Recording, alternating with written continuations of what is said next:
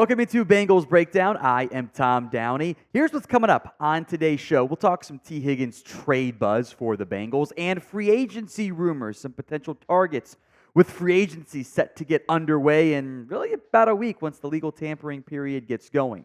Before we move into that, it is feedback time here on Bengals Breakdown. How likely are you to recommend this show to a friend, a buddy, family, whatever? Be honest with us, otherwise we can't get any better if you're not honest. Scale it from 1 to 10. If it's a low number, please tell us what we can do better as well. Let's start with some Tee Higgins trade stuff here. ESPN reporting that some at the NFL Combine think an early tag might mean a trade could go down. Here was the reporting. Quote, a lot of people in Indy seem to think the reason the Bengals franchised Tee Higgins as early as they did was so they could trade him. With a Jamar Chase extension likely coming this offseason or next, Cincinnati might not be able to keep the band together around Joe Burrow much longer. I do think the early tag kind of was like, that's interesting that they went down that path. It did raise some eyebrows, so to speak. And I do think this possibility exists. I think there is the possibility of a trade. I wouldn't put it in the likely category, but it is something that needs to be discussed about for at least a few more weeks. The further you get into free agency, the less likely it is, because at that point you're not going to spend the money you have earmarked for Higgins as it is currently set up. And I think the ask would be pretty high. They're not going to trade T just to trade T. Now, if they get a really good offer in a not very good free agent class at wide receiver, maybe that could be a different conversation. The best guys are Calvin Ridley and Hollywood Brown and Darnell Mooney. I mean, you saw what Mike Evans got, right? T's going to want $25 million a year, by the way, in that similar category. Or at least I could see him asking for that plus good guaranteed money. So if you did trade him, a couple ideas here. Number one, you package T in your first-round pick to go get to number 7. You're freeing up that $21 million of salary. Maybe it's like 17 because you got to pay the draft pick to an extent too, which is different than what you pay him at 18. And you get Joe Alt, Oluf Fashanu, Tyus Fuaga, or you take, Harrison's not going to be there, Rome Odunze, Malik Nabers, and you save $20 million, whatever that number ends up being exactly, and you still get a great receiver, and then you spend that money on offensive linemen, defensive line pieces. It's intriguing. Idea 2 is you basically trade Higgins, plus you get the money, for an additional pick, in this case your third rounder. So in theory you could go offensive tackle, receiver, in some order in round 1, the top of round 2. You take J.C. Latham at right tackle, Marius Mims, whatever, and then you end up with Keon Coleman in the second. Kind of a very similar play style to a certain extent, by the way. So your realistic wide receiver draft replacement options here are this. You're not going to get Marvin Harrison unless you can get to 4, which at that point, what's the benefit of doing it? Rome Odunze, Malik Nabers, Brian Thomas Jr., A.D. Mitchell, Xavier Worthy, Keon Coleman, Lam McConkey. I am almost to the point where I don't know if I want to pay a second receiver. With the way these draft classes have been fairly consistently just really good, maybe I pay my number 1 receiver and I don't pay my number 2 in the process, and I just draft somebody every few years, have them be my new second wide receiver. The issue I run into here is this. Higgins is a really good football player.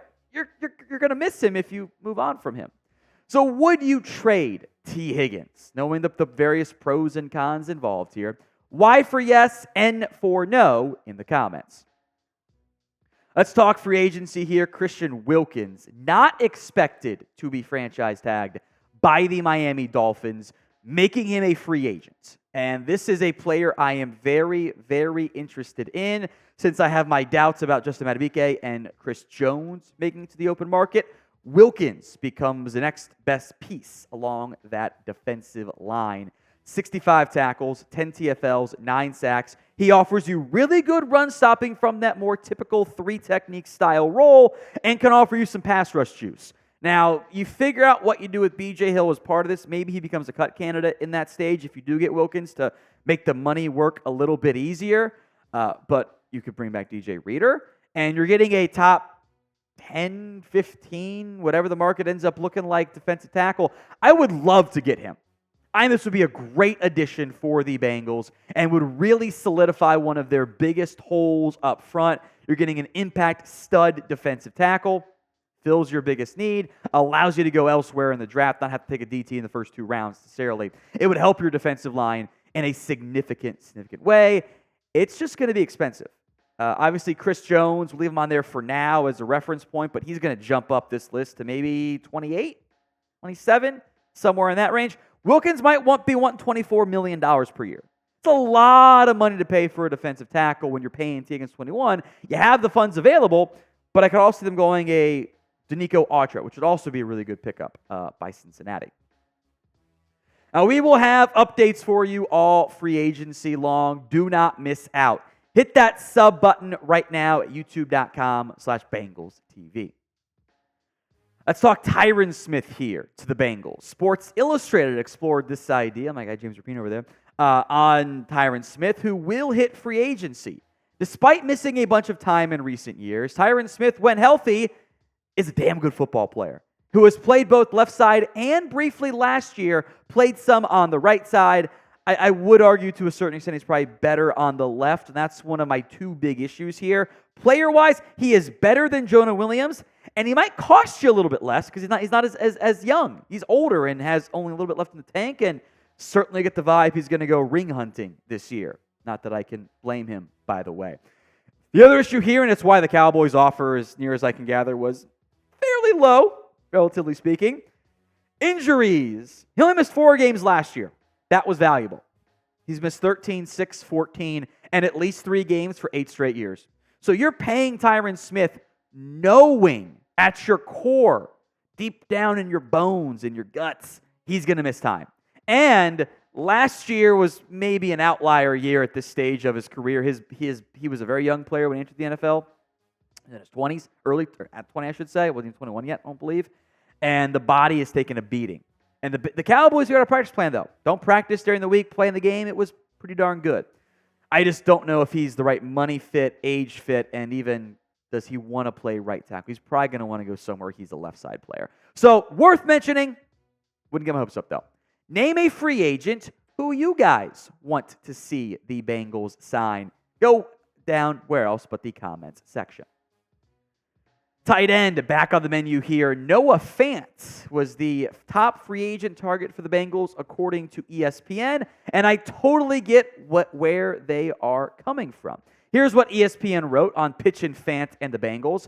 He's never quite lived up to expectations as a first-rounder, but that's more of an issue of usage than efficiency. Fant has put up positive DYAR, so data yards over adjusted stuff there. Advanced nerd stuff, right? In all 5 of his NFL seasons, and ranked 9th among qualifying tight ends in receiving DVOA, that is just for competition, this past season. Every tight end on the Bengals roster is a free agent, so they'll need to address this position in free agency. In the draft, imagine what quarterback Joe Burrow could get out of Fant's first-round talent. This is a better option than going the Irv Smith route, of going we're going to go mega cheap in the end. The production has actually gone the wrong way over his career last couple of years, at least from an average perspective and at least from a yards perspective. Average jumped back up this season. Seattle had multiple tight ends. Denver didn't necessarily need him the same way. He has not lived up to the first-round hype, although we have seen many a time before the tight end breakout in the NFL can often come, not so much in year 1 or year 2 or year 3, with some exceptions, looking at you, TJ Hawkinson, but coming in year 5, year 6, on the second contract.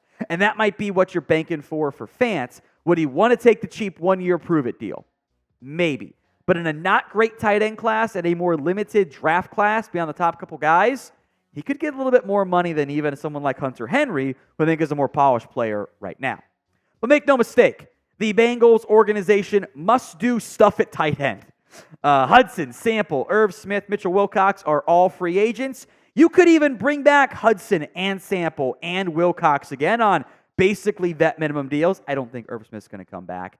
But you need at least one free agent who can start and or a draft pick. Because they use tight ends. You need a more dynamic piece if you're going to keep doing that.